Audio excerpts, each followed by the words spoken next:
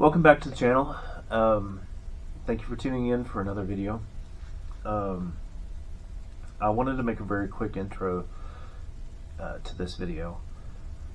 A couple weeks ago I'd made a walk around of my C10 and mentioned my best friend that helped me start the project. His name is Lyndal, and he passed away 8 months ago suddenly. And the more I thought about it, I thought that it would be a nice gesture to dedicate this video to him, because I miss him very much. And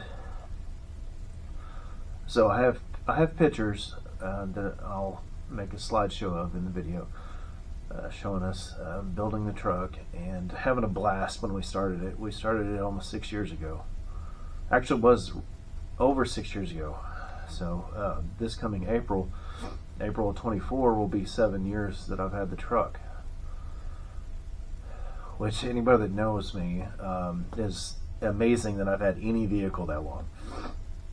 I joke and say that I have automotive ADD, but just because I have held on to this truck, and at times it's been a struggle because I have thought about selling it, but I love this truck. And then after him passing, it added that much more sentimental value to the truck for me. But this will be it for the heaviness, and thank you. I hope you enjoy the video. So I thought I'd just do a quick walk around of my 69 C10 since I've got it sitting outside. Unfortunately, it doesn't see the sunlight too often. It just hibernates at the shop all the time. I bought this truck in 2017. It was nothing special about it. It had a running 305 in it and a turbo 350 trans. Now it has a 327 with a turbo 350.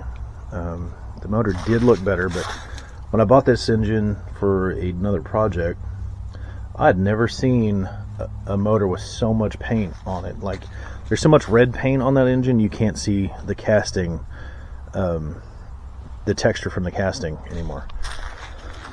But I love this old truck. I lowered it. I have a stock ride height, and it was 6 lug. I've dropped it. So, you know, I completely took it down to bare frame, body all off. I'll throw some pictures in from that. My best friend and I at the time, or when I got it, I bought it to flip, and I just fell in love with it. It'd been a long time since, it'd been a while since I'd had an old truck that ran and drove that I could enjoy. It ran and drove when I bought it. It was loud as hell because it had long tube headers on it, and that's all that it had for exhaust. No, I take it back. It had some bolt-on glass packs. They bolted straight to the headers. That was the exhaust. It ended, I don't even think it made it to the back of the cab. But over the years, I had it stripped down to bare frame, completely cleaned up the frame, did some POR on it, so paint over rust, paint, which I cleaned it up anyway. Like, I knocked all the rust off it as best I could. I didn't blast it, but used wire wheel and everything, clean it up. Then I swapped it to 5 lug. It's got drilled slotted rotors on the front, and I lowered it 6.5 inches in the front with Hotchkiss springs, a 4-inch spring, and then a 2.5 inch CCP drop spindle.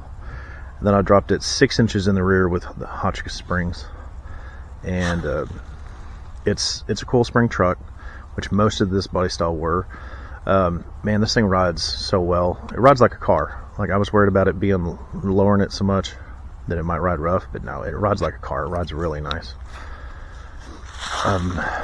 This truck had factory power steering, power brakes. It's non-air truck, but I do have that factory air cab for it. As you can see, there's rust in the rockers, and there's rust inner rockers on here. Needs a floor pan. There's the kick panel there is rusted out on both sides too. You can see light shining through there. That's extremely common for these old trucks. I did change the bed out. I found this. I bought a 72 GMC that had the factory wood floor in it, so I swapped out beds for this one because I love the wood floor in these wide beds. They look really, really nice when they're all done. And so I rebuilt the rear end also. It's still the original rear end that was under it. I did the 5-lug swap on it, rebuilt the rear end, put a Yukon limited slip in it with 373 gears. Kind of wishing I would have gone with a 355, but my plan is eventually it'll have a 4060E, and I plan on putting the Holley Sniper EFI on it. So then it'll run up and down the highway really well then. Like, it isn't too bad right now. I just drive it once in a while. I'll drive it across next town over 10 miles and back. But I love this truck. Like, I absolutely love it. I need to get back on it. So this winter I'm gonna work on that cab there, and sunlight, can't see it. That cab there is the new cab. I want to get it blasted, do any metal repair that I need on it, new updated wiring harness and everything for the truck. I want that thing ready to be painted before I take this back apart again. I don't want to have to tear this apart. But this winter I will be pulling the motor and transmission out of this because I've got some leaks that I want to fix on it, like transmission leaks, which I've got to figure out where it is. I think it's where the kickdown cable goes in. I think that's where it's leaking. It doesn't leak when it's running. It's when it sits overnight and the converter drains. That's when it leaks. I think so. And then I want to repaint the engine because a lot of the paint's flaked off. So get that lined out. But yeah, this is a great old truck. Love it. One of these days it's getting close to being done, but it's like, I was so excited to be to where I could drive it. So it's set for so long, but a couple of years ago I was buying windshield wiper blades for it, and like, I know some people with projects will understand how excited I was to be to the point with my project of buying wiper blades for it. Like, that's a big milestone right there, where you're to a point where you're buying wiper blades. But so that's just a short walk around. There's the little short video of it pulling out of the shop. Like I said, at that point I'd been sitting in the shop for a year. But in fact, yeah, I bought brand new tires put on it, and they've oxidized while sitting in the shop. See that right there?